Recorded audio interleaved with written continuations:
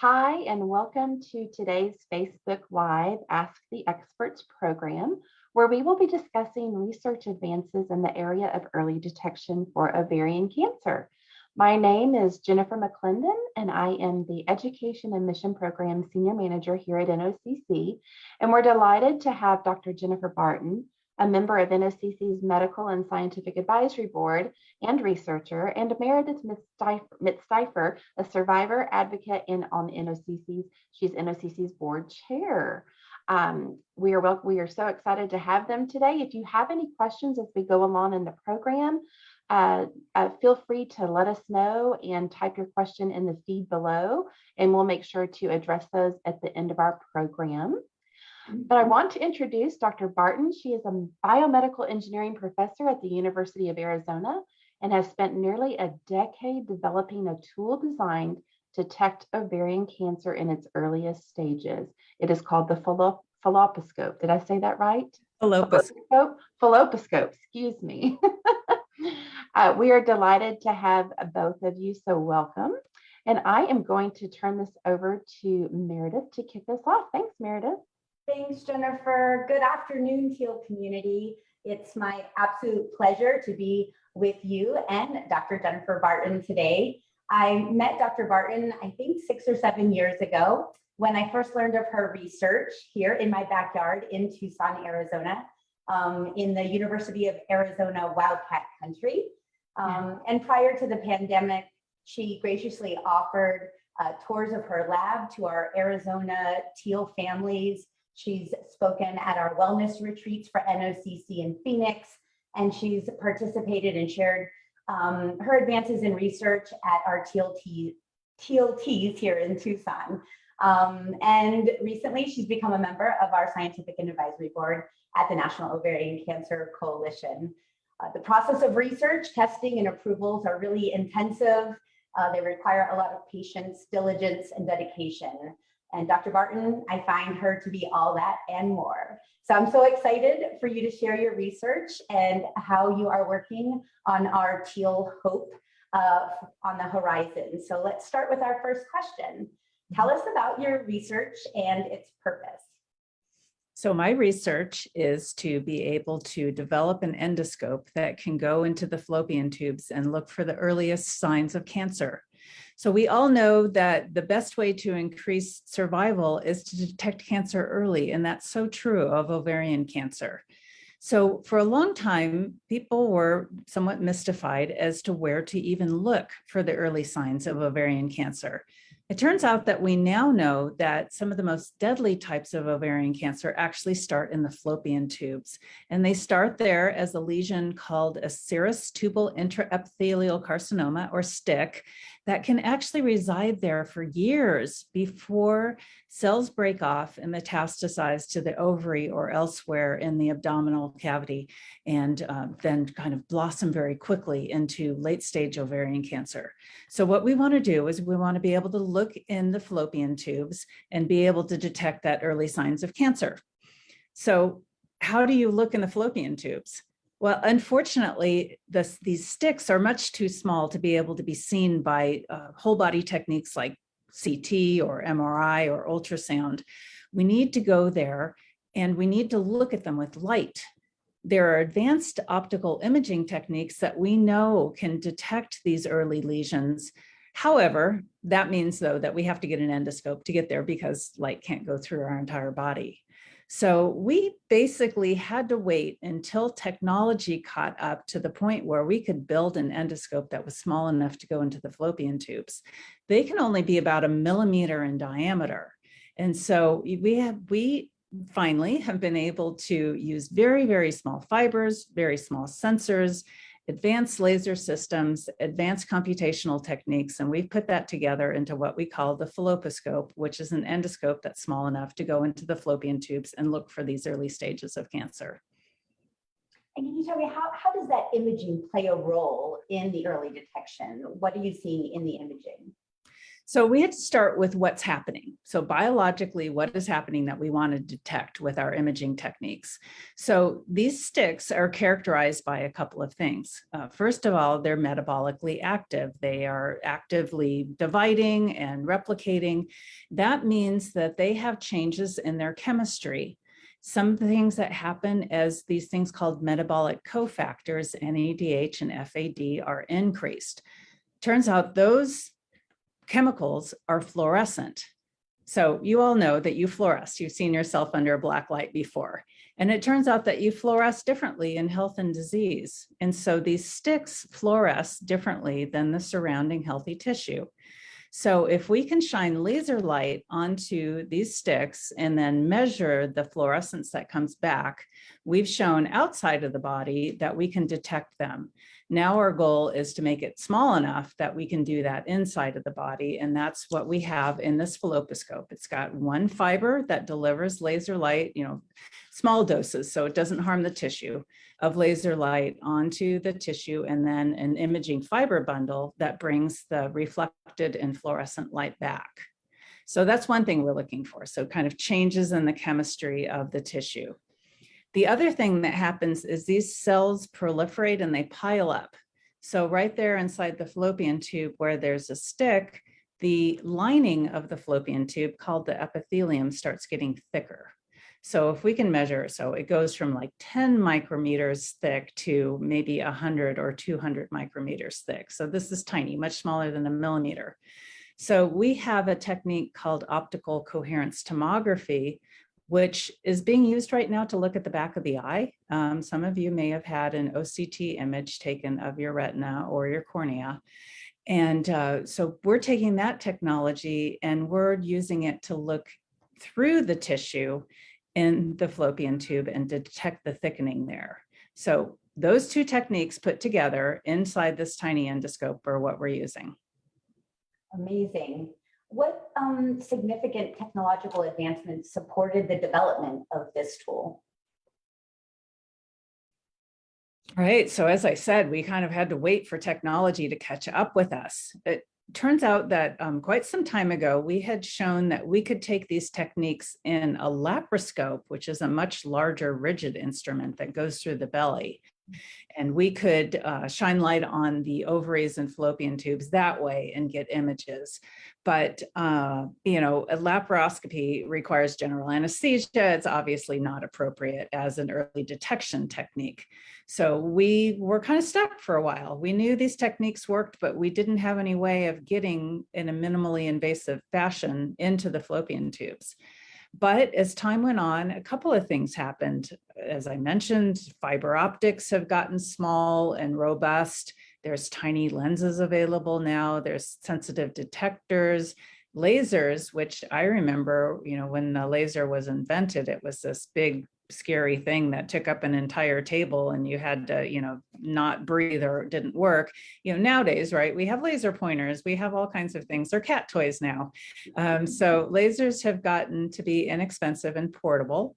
And so we can use those now and we can couple them into the fibers. We also have sensitive cameras and where we can take the light back and we can image it. So that was one thing that had to happen, was the optics and the photonics. The other thing was materials. So we need to have an endoscope that's tiny, right? I was looking up angel hair pasta.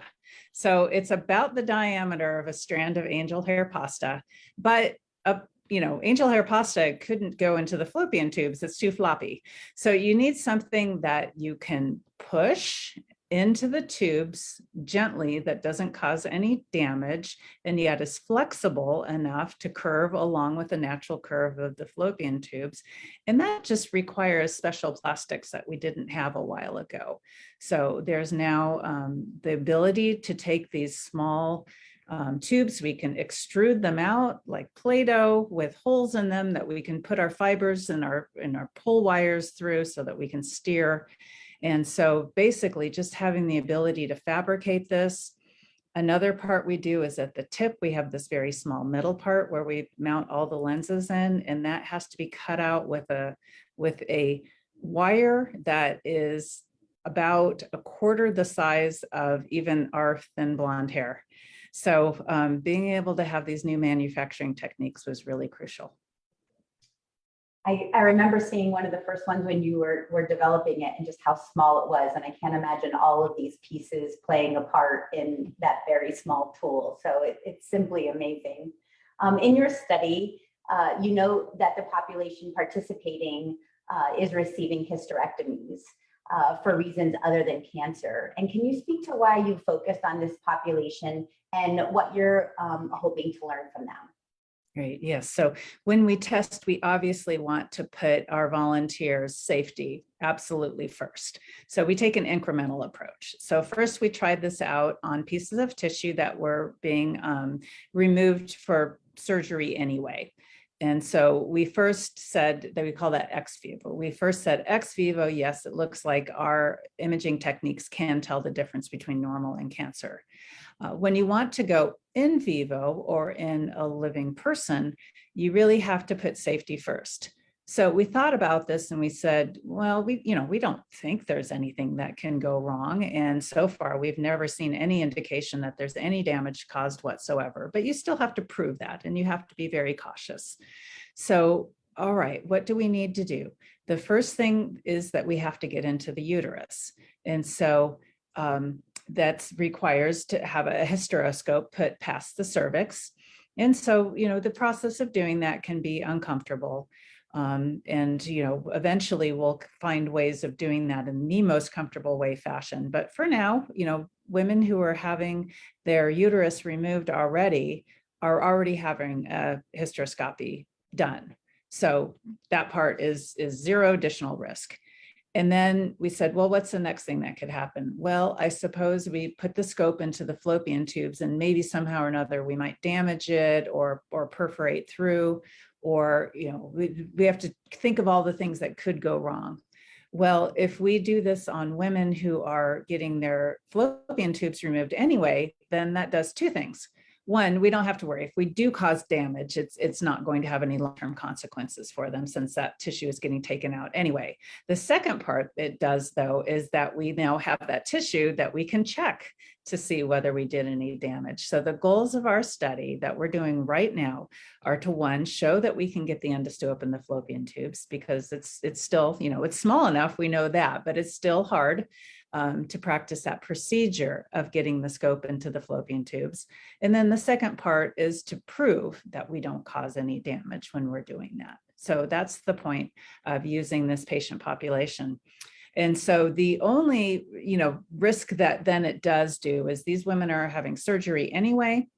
And so they are going to have to be under anesthesia for a little bit longer while we do our imaging. So we limit that to 15 minutes. And boy, I'll tell you, because we just got done imaging a volunteer just, literally 2 hours ago, maybe an hour and a half ago. And that's, you get all ready, you stand there, you wait for your time, and then you have 15 minutes of just kind of pure panic while you, try to run the study while the clock is ticking, because we don't want to keep the volunteer under anesthesia any longer than we've agreed. So that's the reason for doing this. And then finally, there's one more reason. These patients are all at no elevated risk for cancer. They're all having their fallopian tubes removed and uterus removed for other reasons. And that's really important because people vary a lot. We know that our reproductive tracts vary over this age spectrum. But just even, for women at the same age, there's going to be a lot of variability. And so we need to find out what normal looks like before we can start saying that something is abnormal. And what are the next steps for your research using this tool? Right. So we have this study that we're doing right now is in 20 volunteers. And as I said, we're testing, can we get the scope in? Can we take images? Do we cause any damage? And then we're developing a portfolio of what normal looks like. So we need to finish that first. We're in the middle of that study right now, and we'll finish that this year. The next step that we're doing, though, is that we do have to show that we can distinguish not just with pieces of tissue that are taken out, but actually, with whole tissue intact, that we can distinguish between normal and the very earliest stages of cancer. And that's actually a really hard study to do because we want to catch people who probably don't even know that they have these early stages of cancer. So we just recently got an award from the National Cancer Institute to do that study. So we will actually go to New York, where a collaborator of ours has a clinic for women who are at high risk for ovarian cancer. And these are women who are, at such high risk that they have decided that they're going to undergo a prophylactic salpingo oophorectomy. They're prophylactically going to have their ovaries and fallopian tubes removed because they're concerned about their risk. And then what we will do is we will take that tissue as soon as it's removed and we will scan it with our scope. We won't know at that point in time whether it's normal or not. In this population, maybe 5% of them actually harbor one of these early cancers and they don't know it yet. So we'll be testing whether or not we can find that 5% in this study. So that study will take a little longer to do, but that's what we'll be doing for the next, over the next 5 years. Well, that kind of answers the next question, but I don't know if you have any more to elaborate on.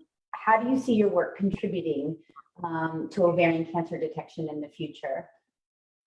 Right. So we want to start with patients who are at high risk, who may be counseled to have their ovaries and fallopian tubes removed, maybe as early as age 35. And, that can be pretty, a pretty big change for women to undergo that. They will, be put into a postmenopausal state rather abruptly. Obviously, a loss of fertility. There are some other health concerns about that. So we'd like to start with that population and say, look, you're at high risk, but even being at high risk, chances are you're not going to get ovarian cancer. Is there a way that we can delay this salpingo oophorectomy, or maybe even, eliminate the need to have it if we could tell you were normal? So that's why, getting back to why it's so important to know what normal looks like. If we can use this falloposcope in a minimally invasive fashion, we're hoping that, we can eventually make this an office procedure, or in any case, something that's not any more invasive than a colonoscopy. It could be a screening procedure that this group of women go through every few years to see, okay, everything looks normal, you're fine, or something does not look normal, you really should go ahead with that surgery now. And that way, maybe they can wait until after childbearing or after the natural menopause occurs, or maybe never. So that's the first group that we're going to focus on. We do hope that we can eventually apply this to the general population, all women. That'll be a second step after we've shown that it's being successful in this first group. This is all wonderful news. I mean, to extend quality of life issues for women if they're not needed to have their ovaries removed, as well as more early detection screening. I'm wondering, are you recruiting volunteers? And if so, how can people connect with you and your team? So we are not recruiting volunteers particularly for the study right now. What we do in the study that we're conducting right now is these are women who are undergoing this other procedure, not related to ovarian cancer, who just are, going to the practice of my physician colleague for that reason. And then, they're already signed up. They've already had their surgery scheduled. And we come in and we say, we'd like you to think about potentially participating. So we don't actively recruit them. They're the ones who are undergoing the study anyway, or undergoing the surgery anyway. And then we ask them if they're willing to be part of the study. So for the next study, then this will be, again, women who are part of the practice of our collaborator in New York, who has a big practice. And that's great because these women come there because they're at high risk. And so they get a holistic care, right? They get counseling, and then they can make decisions about what they want to do. If they do decide they want to go for a prophylactic salpingo oophorectomy, we will ask them if they would be willing to participate in the study. Great. Well, we're getting some questions in the chat that I would like to make sure that we get to. So one of the first questions ask what inspired you to start working in the field of ovarian cancer? Oh, yes. So I'm a biomedical engineer. So I have a technical background. I actually knew very little about medical conditions. When I first came to the University of Arizona, I knew I had these great optical technologies, and I knew that in general, they were good for detecting early stages of cancer. And we've looked at other things, including colon cancer and stomach cancer. But I had a gynecological oncologist come to me and she said, you've got to help. This is just a really, really important disease. Right now, there's no way to detect it early. There's no screening, no early detection method and which is still true, that's recommended for the general population. You're an engineer, you solve this. And so, I said, well, how can I resist that challenge? It turns out this is probably one of the most difficult challenges I've ever had in my life, but it's been so incredibly rewarding. And as I've had the opportunity to engage with organizations like the NOCC and then some, personal events in my own life and that of people I love, I've realized even more how important of a problem this is. How does the research you do fit into other ovarian cancer research currently being done in the field? Right. So we're all trying. There's a whole group of people who are trying to find early detection, and we all work together. We're all on the same team here. We gladly spur each other on, and yeah, there's always a little bit of competition, but in a good way, right? And people are trying different techniques. So some people like me are trying imaging. Now we're leading that right now. We're the only people who've been doing this type of imaging in vivo yet. But there's other people who are interested in this problem, and I'm telling them, please, let's learn from each other. Go for it. There's also a whole nother group of people who are working on blood tests. And that's really exciting because that's, extremely easy, right? It's extremely easy to just give a blood sample, and that's something that could be done as a first-line screening. It is extremely unlikely that a blood test will ever be good enough to tell with enough sensitivity and specificity that you should go straight to surgery.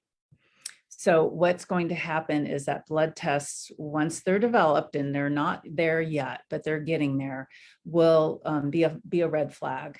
And then there will be a question as to what to do next. And so since you don't want to directly go to surgery after a blood test, then the falloposcopy that we're developing is a great then second thing to do. And that might be the way that we become relevant to the general population. Well, I think I can speak for the teal community where we will love to have any options because some options are better than no options, and we want earlier detection for sure. Where can our teal community find updates on your progress? So we have some papers that are published in the literature. So if anybody here is familiar with Pubmed, which is just Pubmed, you can Google for that. That's the repository of peer-reviewed literature. You can also go to Google Scholar, which is another great place to see that. And that will have all the people like me who are working on this problem will publish there. And we try to make all of our work so that it is available to the public, at the very latest 6 months after it's been published. So it should be available to download there. I'm having a great opportunity going around and talking to people about it. And of course, I'd always be happy to answer questions. Great. Would it make more sense, someone asked, to be contacting children of us with ovarian cancer to be testing in this program? This would be those with BRCA positive or negative. Right. So I obviously can't give medical advice. I'm an engineer, but I do think that this is a great conversation to have. I think we should always talk with our children about family history matters and consult them to go talk with their physicians and appropriate people about what the best next step is. Now, I know you mentioned Pubmed and Google Scholar. Another question came in. Where can we find credible, easy to understand information and updates about ovarian cancer research being done across the country? Wow, well, that sounds to me like a great thing for NOCC. Yes. We do have updates on our website for sure. Yes, absolutely. I mean, I think that's the best way to go because we all know, if you just go on the web and you search, it's fraught, right? There are there's the best place to go. The gold standard is the primary literature by the researchers that's been peer reviewed and published in reputable journals. And that is what you will find on PubMed. It can be difficult to understand though, right? Because it's written in a very medical way, but I think organizations like NOCC do a fabulous job of kind of sifting through that. That's part of what the Medical and Scientific Advisory Board can help with, is making that a little more easy to understand. Absolutely. I think this is more of a treatment question. And again, Dr. Barton is a biomedical engineer, but they do state that this is great, wonderful progress.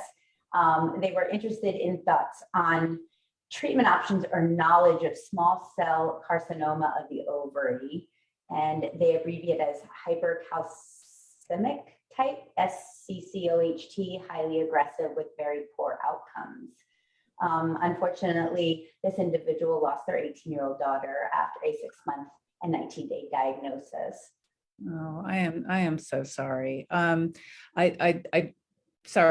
can't answer that question, but I do believe that our technique, although mostly what we'll be looking for is high-grade serous carcinoma that starts in the fallopian tubes, that these types of optical techniques and these types of blood tests that others are working on will eventually be helpful for all forms of ovarian cancer, including that really terrible one.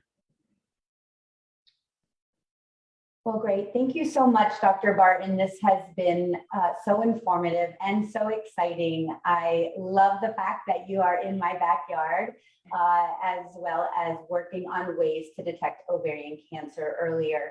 Thank you for all that you do as a survivor, as well as an advocate of this incredibly horrible disease. We look forward to seeing what the future holds and this incredible hope on the horizon. Yes, thank you both. Thank you, Dr. Barton. Thank you, Meredith, as well, for all of your contributions as a patient advocate and a survivor, and Dr. Barton as a researcher. We are very privileged and honored to have you on our Medical, Scientific, and Advisory Board, and we just, any way we can help you, just let us know. We're excited about this and where it's going to go. But we would love for you all to, that are watching today, to fill out a quick 3-question survey. If you can do so, would it be so nice? And thanks for joining us. Have a great day. Yes, thank you.